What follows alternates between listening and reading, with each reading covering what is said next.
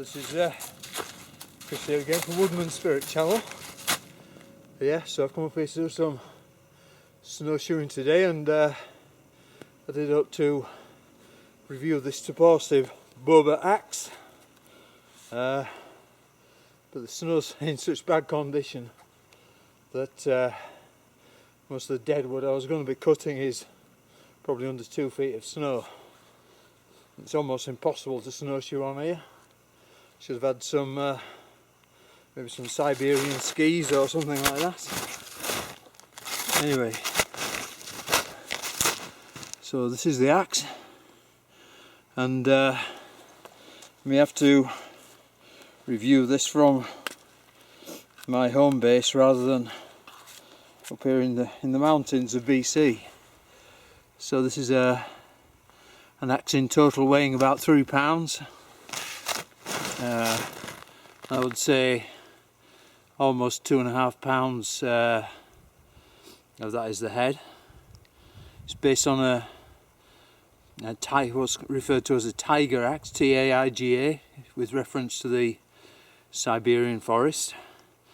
It's made by Siberian blacksmiths, Igor and his brother, who have this company called Toporsib. I've been looking forward to getting one of these for a long time,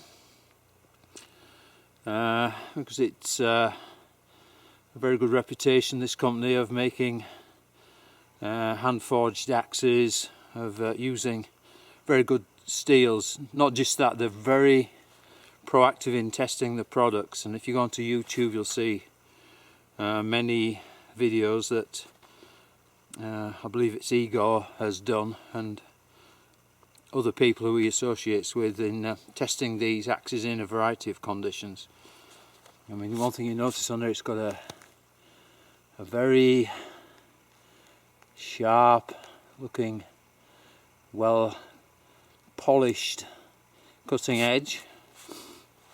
It has a very thick haft where it goes through the pole, which is good, because as I've mentioned in previous videos, you know, when the depth of the eye in the pole is not great, the axe heads tend to work loose, such as the Hudson Bay axe. But this is compensated by the considerable haft thickness at the point of entry into the axe head. You can see the maker's stamp on there. Again, something unusual here unusual for me anyway, is certainly just the angle of the camera. There you are. Yeah, so this is a beechwood haft. Not most common used wood, but you know, nothing wrong with beech. It's got a tight grain. It's a pretty hard wood. It's treated with something, I'm not sure what. It doesn't smell like linseed, but it's probably oiled with something. About 25 inches overall, which is, you know, it's not terribly long for an axe head of this weight, but it works more on the principle of a manoeuvrable, packable axe, designed for and with the collaboration of hunters in the Siberian taiga. Nice square pole, and this is, I believe on this axe and most of the others, this is hardened so that it can be driven into a log and perform even small blacksmithing tasks on the back of it, like a mini anvil. We're not talking about forging horseshoes or knife blades, we're talking about making nails and things like that. And I believe there are some videos out there which might show this in action. Yeah, so when I saw this and saw the reviews, I thought, well, I have to get my hands on one of these and give it a workout.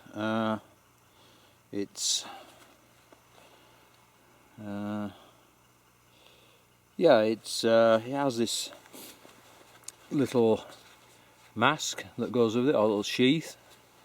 It's well made, it's metal rivets in it, and it has a slight welt in it. But I would have liked to have seen this made of heavier leather. It's good quality leather, but in my opinion a bit thin. So I'll probably model some heavier leather on this at a later date. On there, if you can see it under the snow, is 3 wooden wedges. Now this is very typical of axes from that part of the world, and I think on all their axes they're wedged with wood. There's no steel axe wedges used whatsoever by Toporsib, as far as I've seen anyway. Yeah, so the haft's quite thick. So it's quite flattened, but it's quite thick. It feels, I mean, my hands aren't huge, but they're fairly big, but it feels quite big. But I can only really give you an honest commentary on this once I've used it for some time, and you know, we've had a longer winter than normal, and getting out to the areas where I like to demonstrate these axes it's been more problematic. You know, for example, today, I mean, I've face planted and broken my glasses today, so that's a good start. I was going to come up here and spend the day up here and light a fire, but for the amount of effort it takes, I think I'll use my energy just to get up and down the hill and spend some time checking out what's going on in the bush with the animals and the birds. It's very quiet bird-wise, but there's a few animals around. I can see the tracks. So yesterday, for those who might be into this, is and you probably noticed me before wearing a canvas smock. I like these because they're quite. This hangs down over the vitals. It also is densely woven. This is a World War II 10th Mountain Division American US Army smock in fairly good condition. I've just used some water repellent solution on it, but it's not heavily waxed, so it doesn't sweat, which is a good job today, because I've certainly been sweating snowshoeing around here. And under this I have Canadian Army kind of light to medium weight fleece, which I think I paid about $10 for, as good as new. And I've got what most people call a Norwegian. I think it's primarily a cotton mix, high zip neck undershirt or thermal vest, or whatever you want to call it. That's a good combination. So there's really, other than the fleece, the layer next to my body is mostly natural fibres, and the jacket's natural fibres. These gloves, a lot of folks around here wear these in moderate winter weather, but I'm no big fan. They're soft, they're comfortable, which is great in summer, but what I find in winter, like when I face planted up there in the snow, is now they're quite wet, and they seem to stretch when they're wet, so you can't really do anything that involves any manual dexterity. I'd probably be just as well putting these in the pack. Oh yeah, and I'll briefly show you the pack while I'm here too. So let me put this deadly weapon away. So yeah, I will do a review, but it'll probably be based on my property, which is 75 kilometres south of here and 1500 feet lower down. Now this is a pack I like to take with me when I'm doing work in the woods. It's extremely durable canvas. It's quite a coarse canvas. Ex-Army. I believe it's Eastern European. I forget which country, but I think I paid about $60 for it. I mean, it's built like a tank. It's got this heavy, almost saddle quality leather reinforcing across here, and 45 millimeter by 1/8 inch thick. What's that in millimeters? 3 point something millimeters. Leather straps, good quality leather. There's also, you can buy these with 6 additional leather straps for extra money, but because I'm tight, I'll do it my own way. You could certainly use this for an axe, and put another strap through here for an axe. You can utilise this little buckle strap on top. I'm not so sure what these additional leather straps and hooks are on here, but it's the same kind of hook that you can put on there, right? It's just double stitched on the back. Just has a small pocket on there which you could probably put a water bottle in and strap it securely. Some more attachment points on the side down there. And what I like about it, it's got these leather reinforcements stitched on the corners so that it resists abrasion, which is you know, I don't think I've seen another ex-military pack that has that. A little ID thing there, some old school, looks like Sisal or Hessian kind of cord on there, and fundamentally just one big pocket here, which I believe is probably gives it somewhere in the region of 30-35 litres overall capacity. Yeah, so that goes with the whole woodsman kind of stuff if you're into that. So I may as well show you the accursed snowshoes here. Maybe I shouldn't be too hard on them. Maybe it's I've got hunting rubber kind of hunting boots on, and they're not very rigid, so with the flexibility of the boot and the design of the snowshoes, they're not working at all well today. Although I think I'm expecting quite a lot from them, because it's as I say, it's a good 2 feet of sorry about that. It's got a good 2 feet of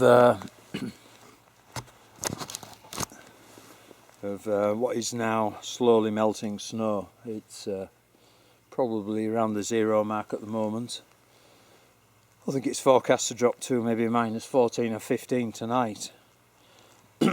But it's not too much fun shooting videos up on the hill in the bush at night, so best of a bad job. So yep, sorry this is turned out into a much shorter video than I hoped. I'll certainly give you a more in-depth review of the Toporsib Bobr axe. And Bobr, for those of you who don't speak Russian, which I don't, just someone told me, means beaver. And the reason it's called beaver is it destroys wood like a beaver. And yeah, some of my basic home testing of this axe certainly suggests it's an extremely capable axe, with not too much of an issue with regard to heavy weight or packability. So it is a packable axe for sure, designed for hunters and woodsmen. Okay, so I'm gonna make my way back down the hill, and I will speak to you guys again soon. Bye for now. These and birch wood. Okay.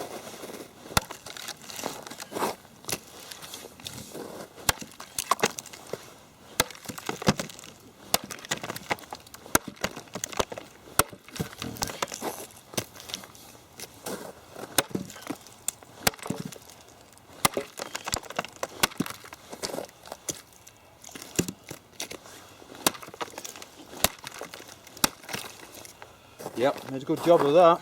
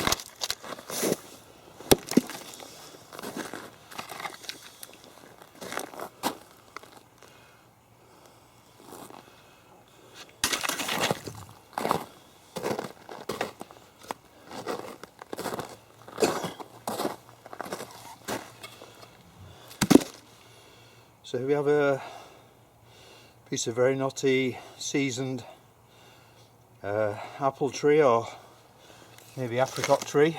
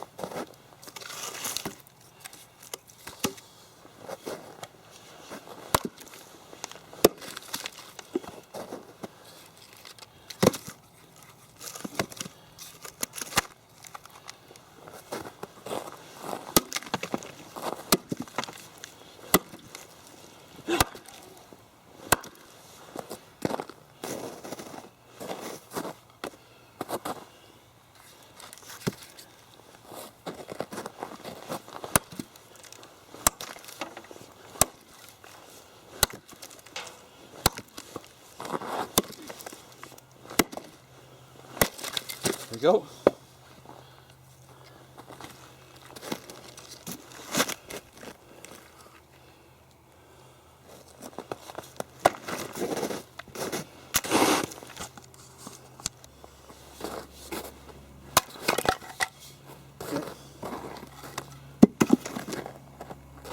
Another piece of maple.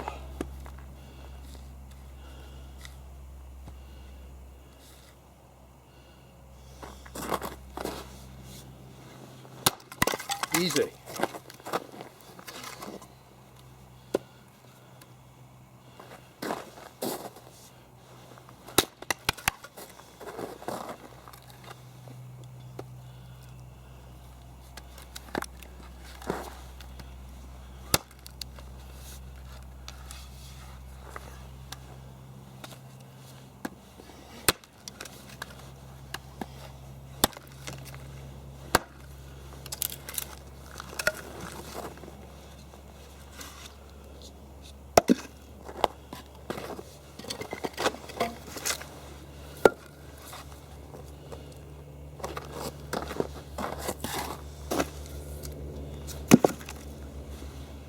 Now, lengthwise on a piece of seasoned birch.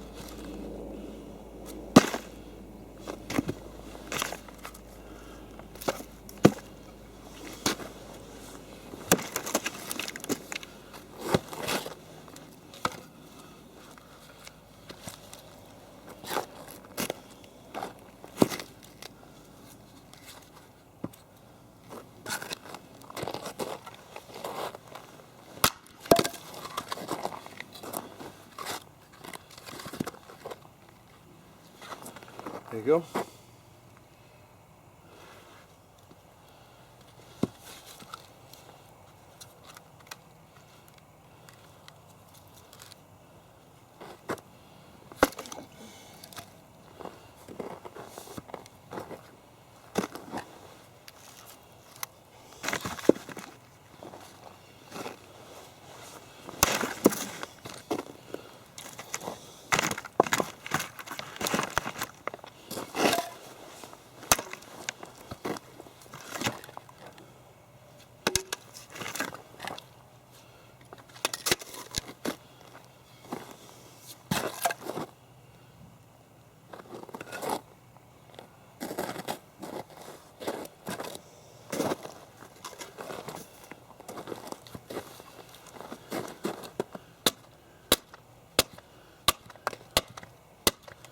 really bites in the wood here.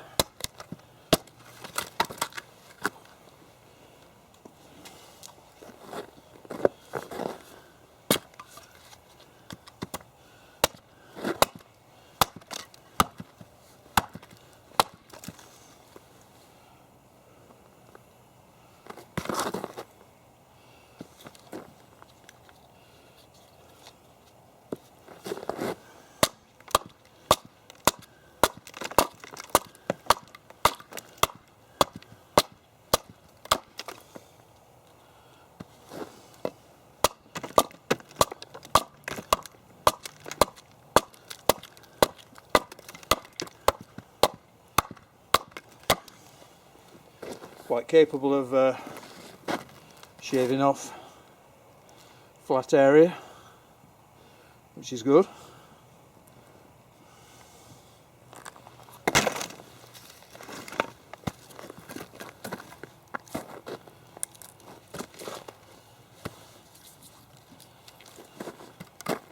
There's a piece of apple wood again with some hard knots in it.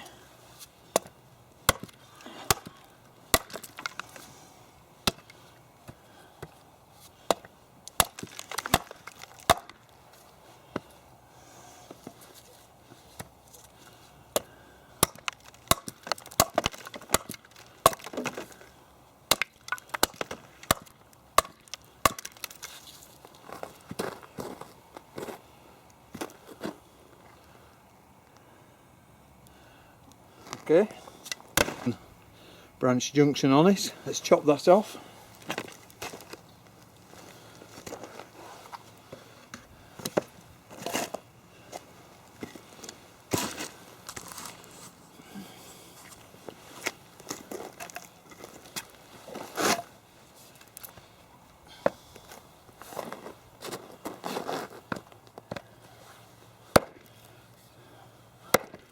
It's hard. Let's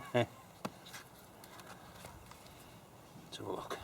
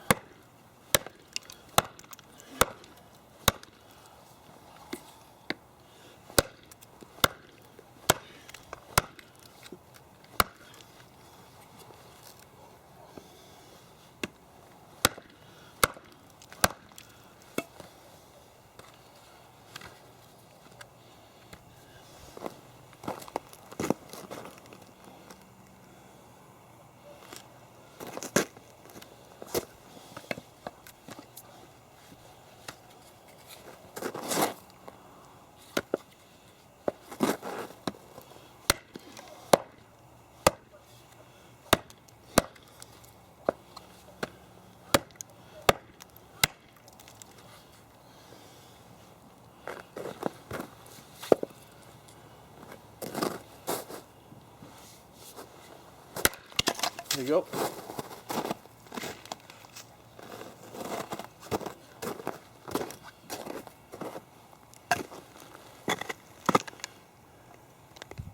Glue straight through that knot.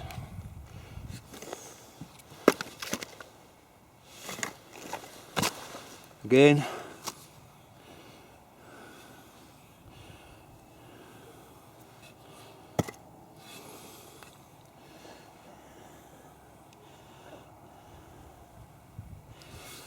No perceptible with the naked eye rolling or chipping. Perfect. Yeah, very impressed.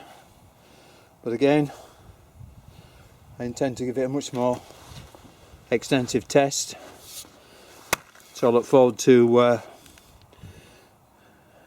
showing more on this axe in the next while. Thanks for joining me today. Been an interesting day, and I look forward to getting out and bringing you more details of different knives and axes over the next few months. Thanks for your time. Please subscribe. I look forward to having discussion with you on YouTube.